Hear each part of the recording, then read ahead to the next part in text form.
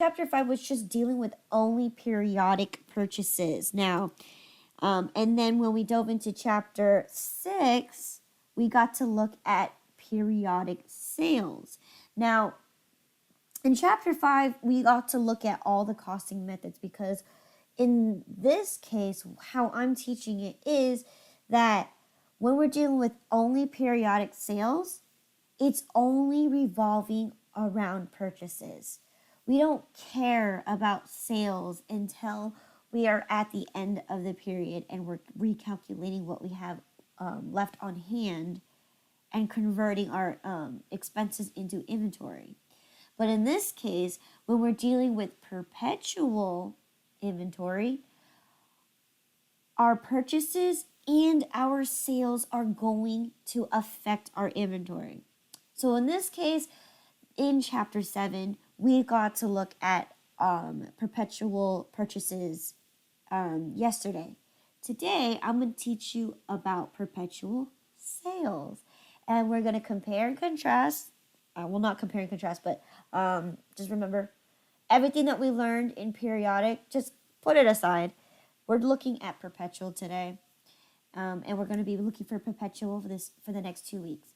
Now, I need you to understand that when we're dealing with perpetual, again, any purchase and any sale will affect the overall inventory. And when we dive into chapter 8, that's where are gonna be looking at the overall costing methods that there are. Okay, so let's go ahead and dive into the second half of chapter 7. So again, sales, right? This is the same exact slide as what we've seen before. It's going to be dealing with the nature of business, right? The whole purpose of sales is to ultimately make a profit, right? And in order to make a profit, we need to determine a selling price. The selling price is going to, again, have the cost of how much you originally purchased it for, plus a profit margin or profit percentage, right? You definitely want to sell your product at a higher price level because ultimately you want to make sure you cover your cost and also gain some. Now, again, looking at major corporations, they can buy their products like very, very cheap because they're buying in huge quantities, right? They can sell a product, they can buy the product for 50 cents and sell it to you for $10. And you wouldn't know until you go into the actual manufacturing business and actually going into wholesale and retail. Okay? So you won't believe how much profit these major corporations are actually making, especially like those named brand items out there.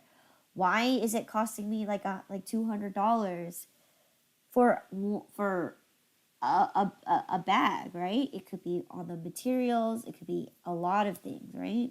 So this is where the selling price is going to be determined by the actual cost it costs you to get to the store, and it's also going to include a profit margin. So again, when we are looking into this class, we're going to be looking at sales tax. Again, Nevada state tax is now no longer 8.25. It is actually 8.375.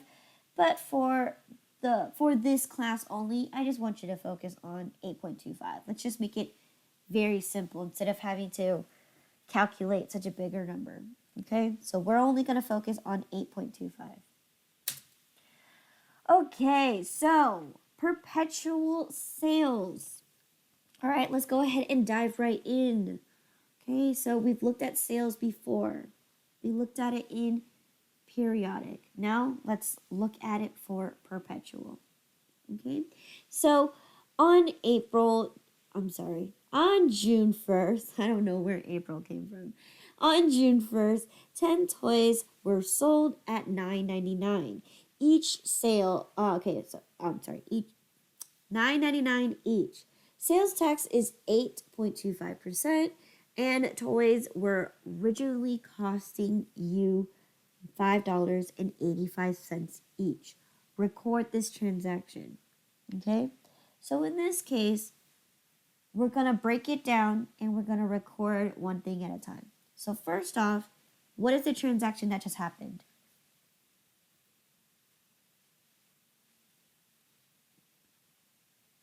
10 toys were sold at $9.99. Perfect. In this case, I wasn't specific on how we got paid. So what are the two options that you can get paid for? You can get paid. Cash and account. Cash or account. So good. So what should go first?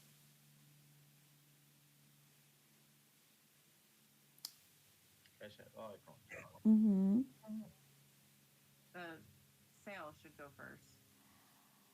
What kind of account? What type of account is sales?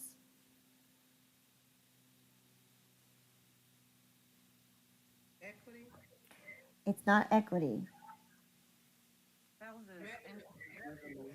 Sales is income, and income normally has what kind of balance? Credit. It has a credit balance. Okay, and in this, cash or the account first. yes, and usually, right, we're increasing the amount of cash that we're having, right?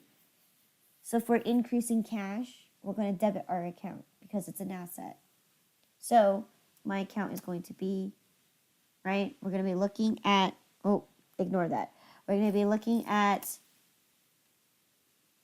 our cash account, sales, and sales tax. Okay. All right. So here, we're going to determine, so here we got the 10 toys at $9.99. So what is our total sales here? Mm-hmm. What is our total sales tax here?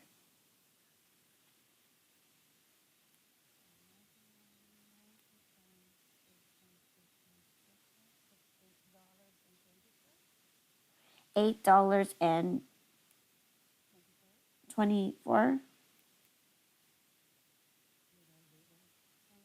Yes, it's 8.24,175. So Mm-hmm. Okay, so what's my grand total of cash I'm going to be receiving? 108.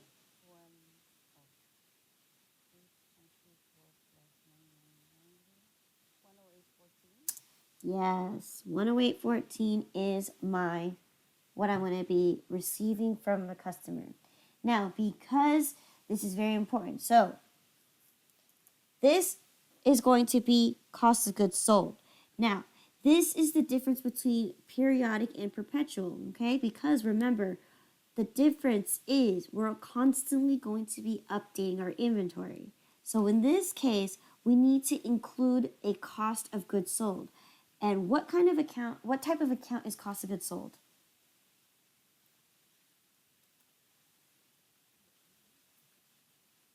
expense. It's an expense. So expenses are normally what? Debit. They are debited. Okay. Now, because we're constantly updating our inventory, what's going to happen when we sell these 10 items?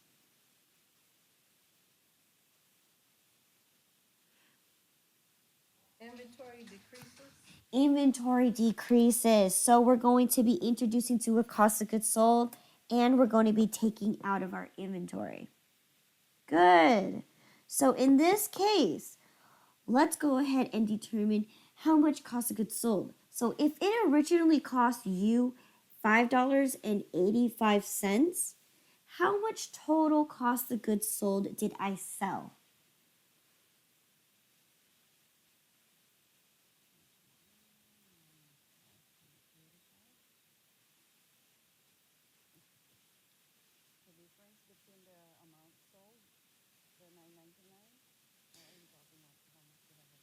Okay, all right. What you're calculating right there, Lynette, is going to be your profit.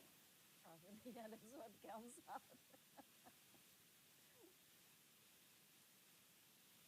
If it's 58.50. Mm-hmm. 58.50 is going to be how much you actually sold, right? Because if you originally purchased each toy at $5, well, this is also including the freight, right? So it's going to originally cost you $5.85, and that's how much it's going to cost you to sell the item. So in this case, we're going to multiply it by the 10 items because we no longer have those 10 items anymore. We sold those 10 items. So we're going to multiply those two numbers together, and you're going to get 5850. And you're taking that directly out of inventory. Okay? Any questions on perpetual sales? Okay? So, when we're comparing and contrasting, right? We're looking at periodic. All we care for is to just record the sale, right? And in this case, with perpetual, we are recording the sale and we're recording the cost of goods sold and we're taking it out of our inventory. So in this case, perpetual, if you want to look at it this way, perpetual requires 2 journal entries every time we make a sale, where periodic only has 1. Periodic only cares about what you're selling at the hand, but we're not going to calculate the cost of goods sold. That's towards the end of the period. Where in this case, we're doing it every time we make a sale. Okay? We're going to be constantly updating our inventory. All right? Any questions? Okay, so we're going to practice this after this video. So next thing we're going to be looking at, of course, is if we have sales, our customers, they have every right to return their products, right? It could be because they're broken, they're defective, they don't work, they don't like it, whatever reason it is, they can possibly return the product to you. Now, this rule will apply as well to perpetual, right? If we're going to be returning items to a customer, we need to include the actual product and we also have to include the sales tax. All right, so let's go through all that. Again, you can provide these options to them depending on your store policy. But again, it's not mandatory. Most people just want their money back. But it's up to you what your store policy is or what your company policy is. So make sure that you have that intact because ultimately our goal is to have our products sold and keep it sold, not have it where everyone can just return at any given time. No, there's a window or a pay period, or even if you don't offer it, offer them a store credit so it forces them to come back to your store and purchase something else. Okay? So now we're going to be looking at perpetual sales again. So here, let's go ahead and determine this. On May 1st, you sold 50 coffee mugs for $5 each. Okay? The coffee mugs cost you $1.25 originally. Sales tax is 8.25%. Customer A pays with cash for these mugs. Record this transaction. Okay, so let's go ahead and help me out. So what are we going to record? You're gonna do cash Mm-hmm. and then sales and sales tax payable. Good. Let me see. Good. So what is our calculations here now? I think it was 250. Oh my God.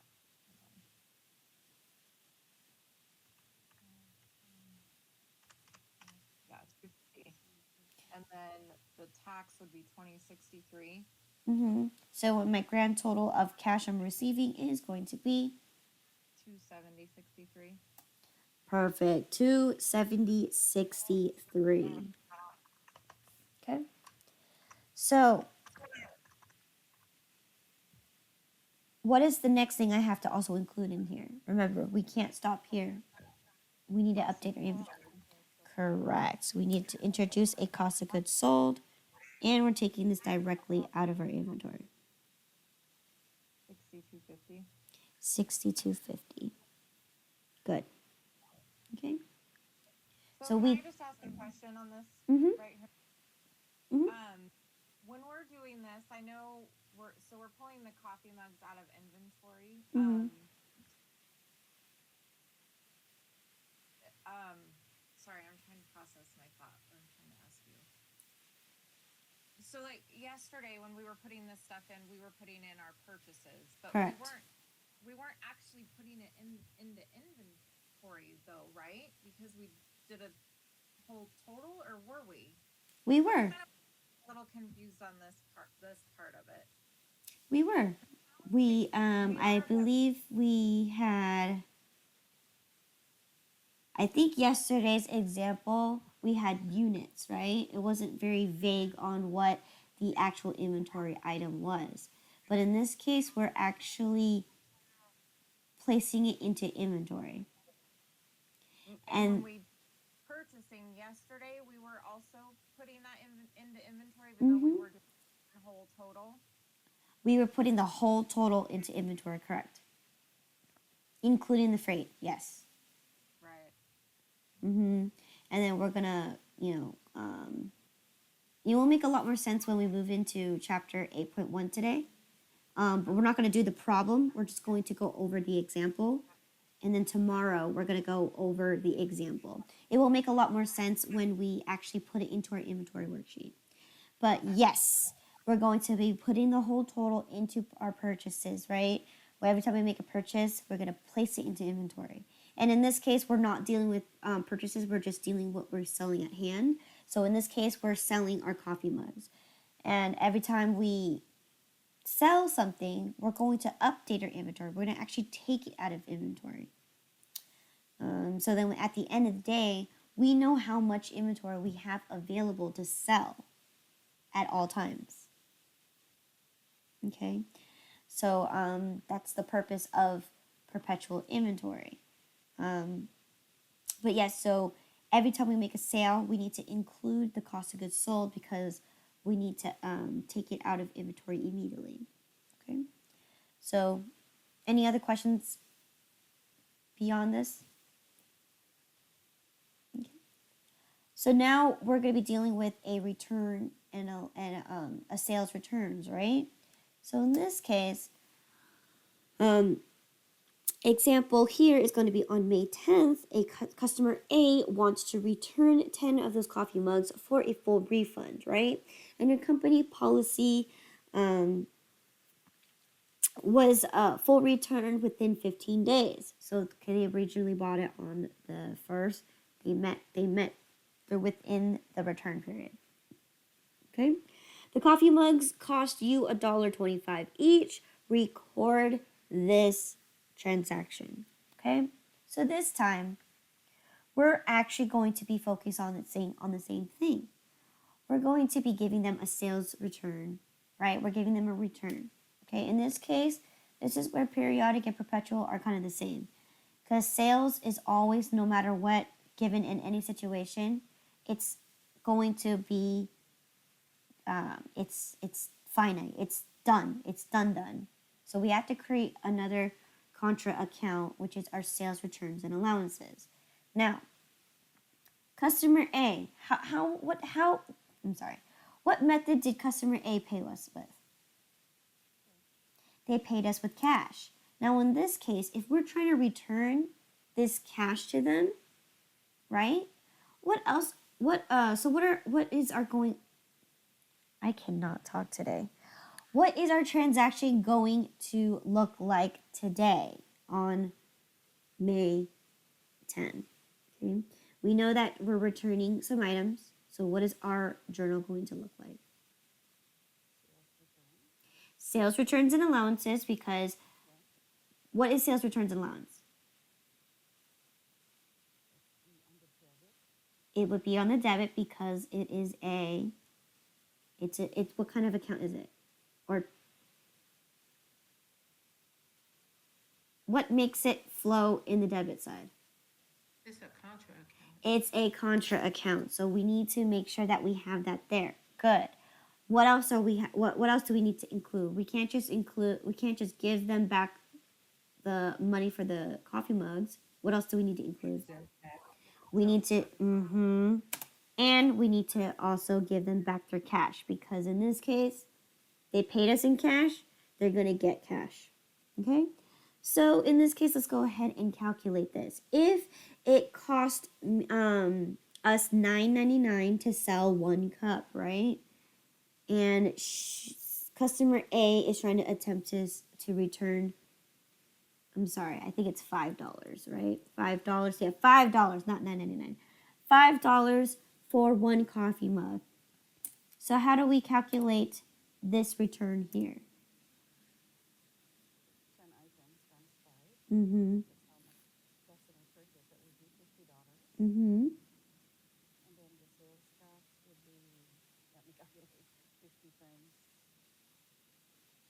8.25.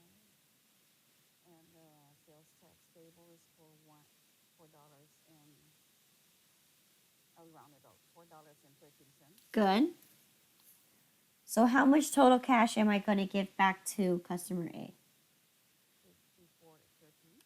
54.13. 54.13 is correct. Okay. Now, let's look at this problem very carefully. Okay. Customer A is actually returning to us 10 of those coffee mugs. When we originally sold it, we took out from our inventory, remember? So in this case, because we're actually receiving the items back, what do we need to include? Cost of goods and inventory. Yes, but how are you going to journalize it? You're gonna do inventory as a debit and cost of goods as a credit. Good. Yes. So in this case, we actually have to restock that inventory back into our inventory items. Okay. So here we got our coffee mugs, and we can take it out of our cost of goods sold. Okay. So in this case, how much are we actually placing back into inventory?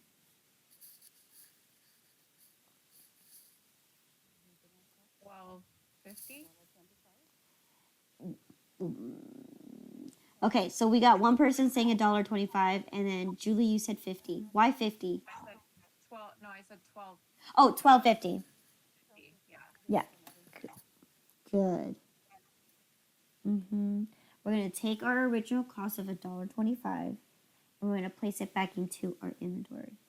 Now, of course, realistically, this is not what you're going to do because ultimately you want to sell to your customers brand new products.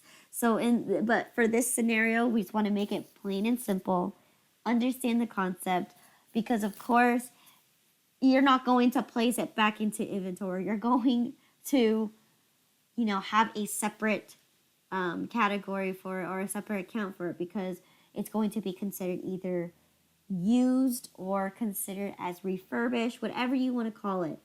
So in this case, it's coffee mugs. I mean, can you really tell what the person did to the coffee mugs? Not really, but in this case, we're a very, very small business and we're just going to say, you know what? I'm going to place it back into inventory and I'm going to resell it on the shelves when I'm low, okay? But, realistically, you wouldn't do that. Most oftentimes what happens is any items that a customer does sell, you're more likely to either discount them and put them off to the side because they've been used or they've been opened, whatever it is called, just as long as you keep track of that. But that's on a real standpoint. In this, again, I just want you to understand what happens when a customer actually returns to you and they actually return the inventory item to you. Okay? Now, second scenario is going to be what happens if on April, why do I keep saying April? May 18, customer A wants to return. Anyways, customer A wants to return 10 coffee mugs for a full refund. However, customer A has actually missed the window for your company policy, right? Because they don't like the color, right? And they missed the return policy period. Okay. So in this case, they're angry. they're, they're angry and they want to give some they want their money back. And they're super angry and you're trying to, calm them down and you decide to give them a 15% discount. Okay? So, how do we journalize this?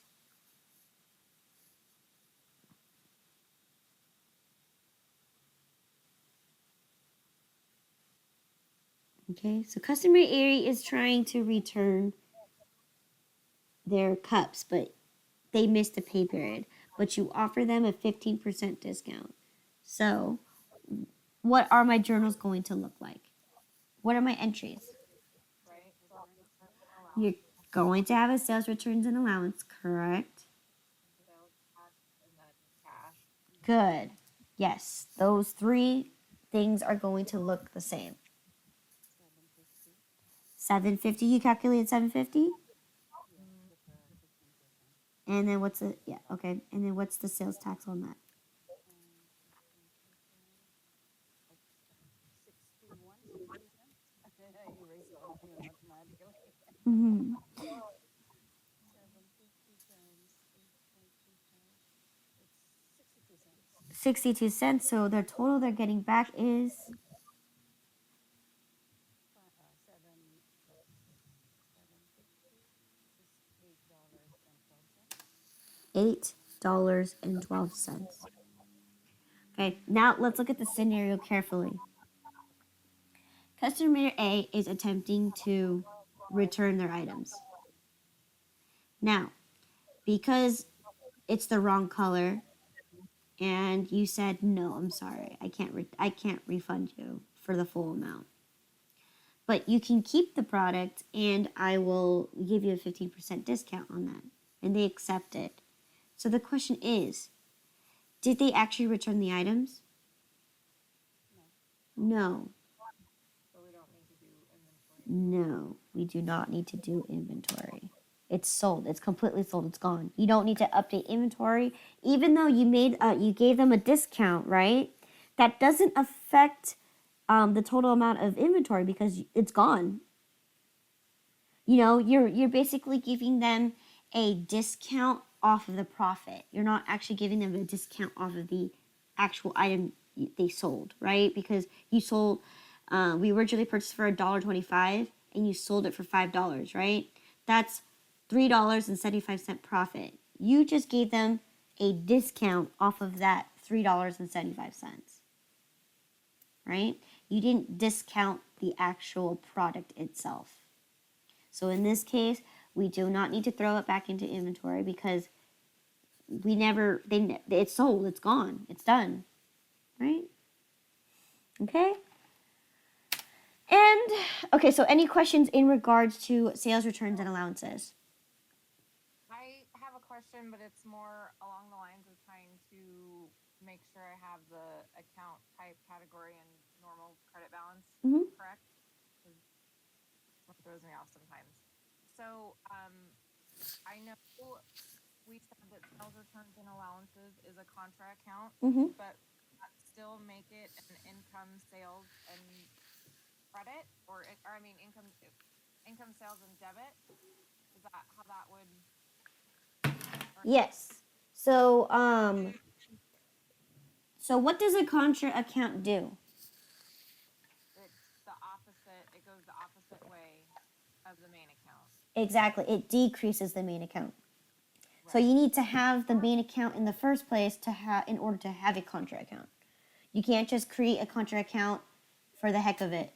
The whole purpose of a contra account is to decrease the main account. So in this case, we originally made our sales. So because it is a main account, contra account will fall under the sales. Okay, so it would still be income, sales, but then it would just be debit instead of credit. Because it's decreasing. Okay. Mm-hmm. And then sales tax payable, do you categorize that the same? With income though, correct? Because it's It not income express. it is also not a contra account either. It's an actual liability. Now liabilities we have flexibility. You can owe, and then you can take away from it. So there's no contra account there.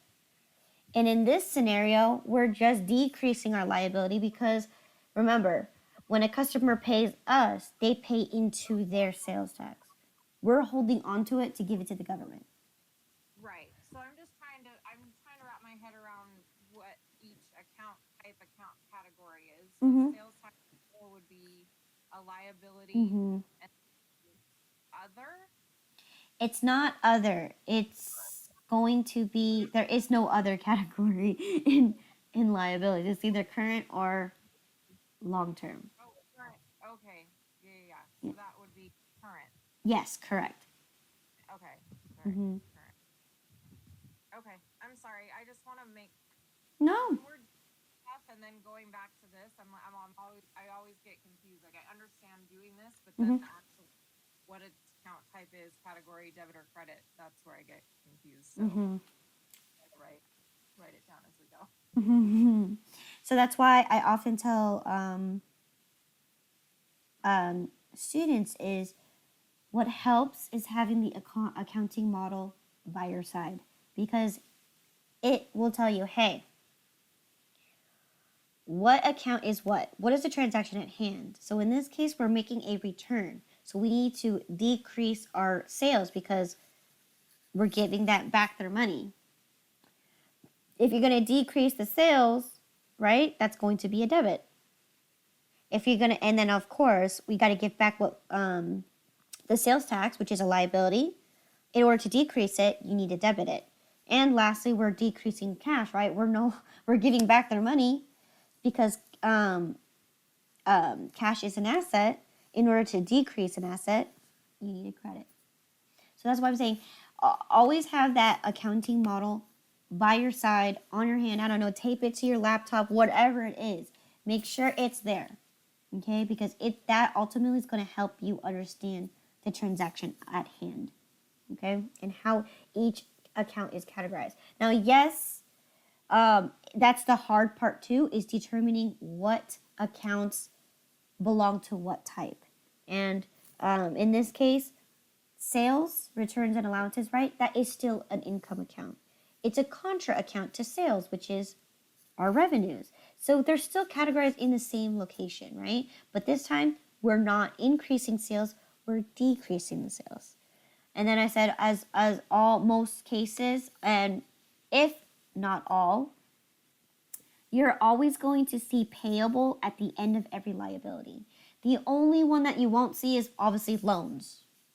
Loans is loans, right? You're not gonna have a loans payable. That's like that's double double the meaning of what a liability is. So loans will be the only exception that you won't see the word payable for. But oftentimes you will see it and you'll recognize that this is a liability. And then of course cash, right? We just have to understand, well, what is cash to us? Cash is what we own, right? So that's considered to be our first thing that we see in an asset. Okay. Okay. Excuse me 1 second.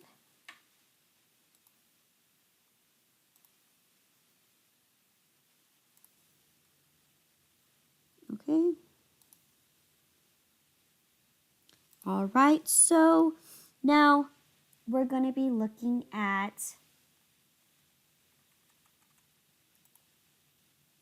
when we have our sales, right? We can offer our sales discounts, right? So when we're looking at sales discounts, again, there are things that we can discount and things that we can't discount. But oftentimes, to entice our customers, we have sales. Your customers are always 100% going to want to come to your store because you have a discount.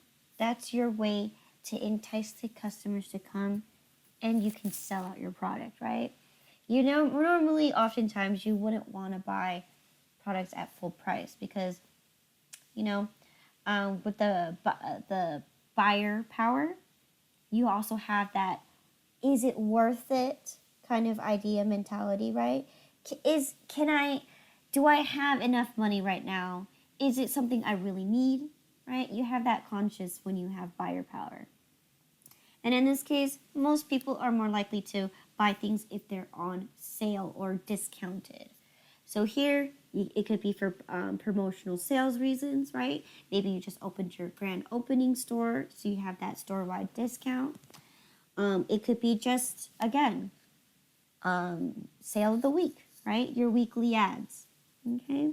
So whatever it is, it's either you have the in-store, or you can also give your customers, right, to tell them, hey, if you can pay me back, right, give them an incentive that you'll give them an additional discount.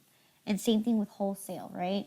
If someone comes in and buys in bulk for you, they're your main core of your business, right? They just sold a whole bunch. You just sold a whole bunch of items to them. You may or may not want to be inclined to give them an additional discount for that. Okay? So we looked at sales already. So in this case, let's go ahead and dive into our example. So here on June 1st, you have a store-wide promotional sale. Okay, all items are 40% off.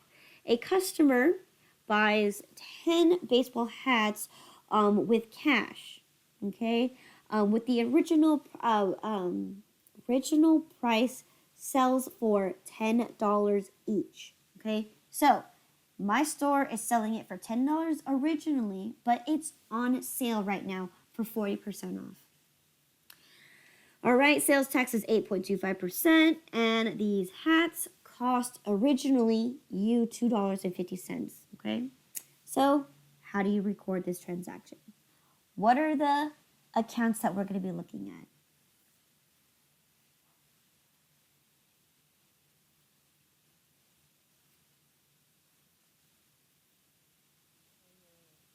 Giving the discount, which would come up to $60 plus tax. Okay, $60 plus tax. Okay, So we're talking cash, Credit. cash. sales tax, Where is sales tax going to be? after cash is gonna be sales tax payable, right? Are we giving back the sales tax, or are we Oh, gotcha, so we're charging them a sales tax. we're charging them sales tax? Correct. Okay. So the sales tax is $4.95. We'll get into the calculations in a minute, but for now, let's determine what the accounts that you need that are necessary. What is a sales discount? Oh, It's the expense. It is not it is not an expense. A contra. It's a contra account. To what account? Sales. Sales, correct. So therefore, what do we need to include? Sales discount. Yes, sales and sales discount. So here is my journal, right? Because sales discount is a contra account to sales, right? The whole purpose of sales discount is to decrease the actual amount of sales that you have. Okay? All right? So we need a place to put them. Now, in this case, this is what it's going to look like. You're not going to receive the full cash, right? You're not going to receive the full amount of what the money is supposed to be. You're going to receive the discounted amount. So in this case, let's recalculate this. So what is the total sales at hand with the original price? 100, right? And our discount is how much? 40%. It's 40, yes. And what is that converted into dollars? It's $40, good. So that means right now my total cash should be 60 plus our tax. What? And what is the tax on $60? $4.95. Exactly. So in this case, our total amount of cash that we're going to be receiving is $64.95. So this is what it's going to look like. And look, our debits match our credits.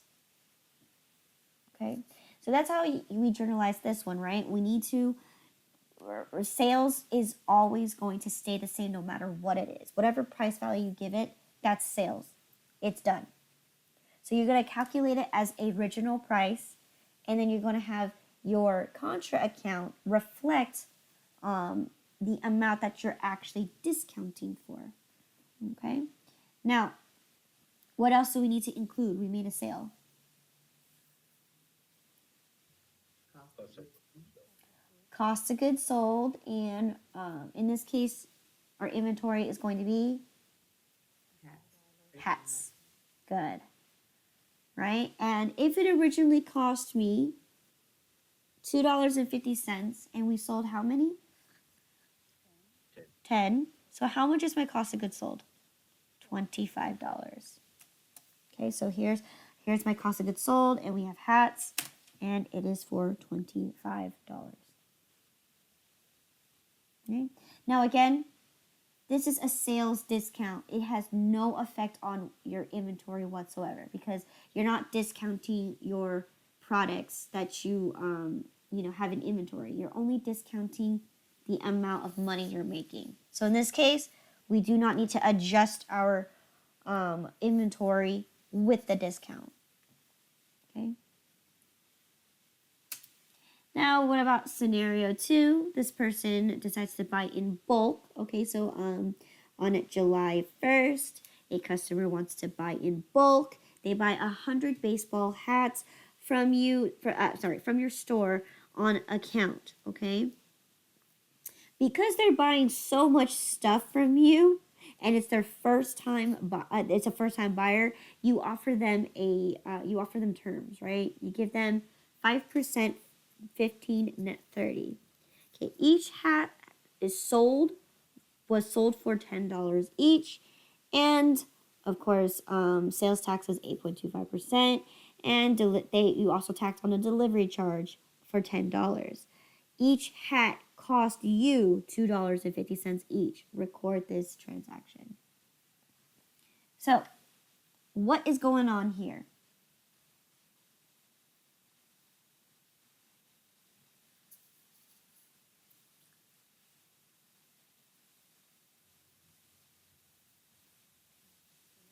sending on account, What account?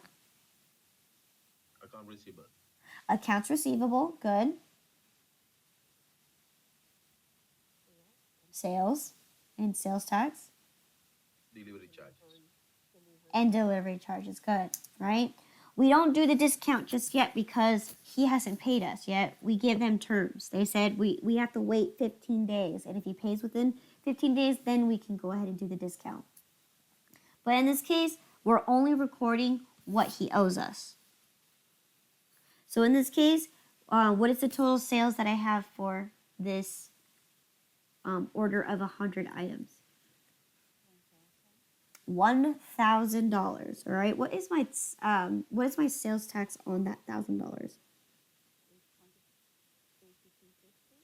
And then lastly, what is my delivery charge? So I'm going to grand total of $1092.50. Okay. What else do I need to include? Cost of goods sold. Cost of goods sold. Okay, and hats are our inventory. So what is my amount here?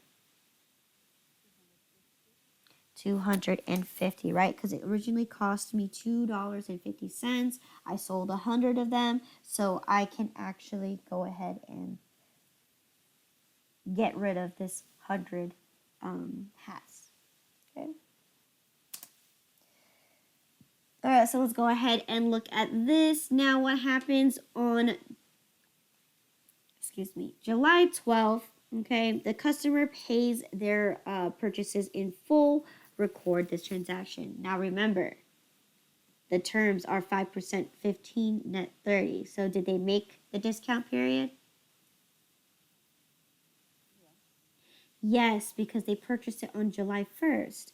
They made it within the discount period. So, how are we going to calculate this sales discount?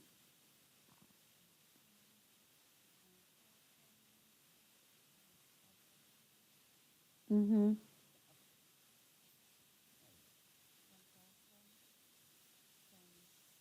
Minus 5%. Yes.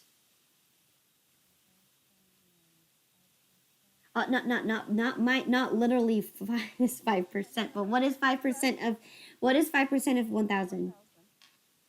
Hmm? I got 5,000.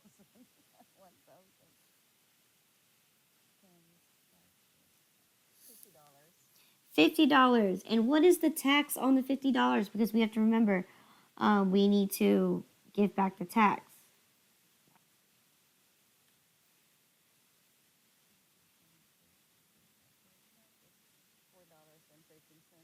$4.13. $4.13. So how much? So what are my accounts here? Assume that he paid with cash. Then it would be cash Mm-hmm. on the debit, Mm-hmm. and then sales discount Mm-hmm. and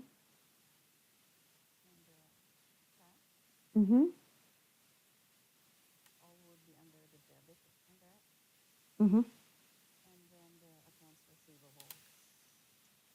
Yes, because we're decreasing the amount that he owes us. So perfect. And you calculated to this $50 for the discount, right? That sales tax is based off of the $50 discount, which is the $4.13. And accounts receivable is going to be in total $1092.50, and we're going to subtract those two numbers out to get a total of $1038.37. Now let's read this carefully. In this discount, did we touch inventory at all?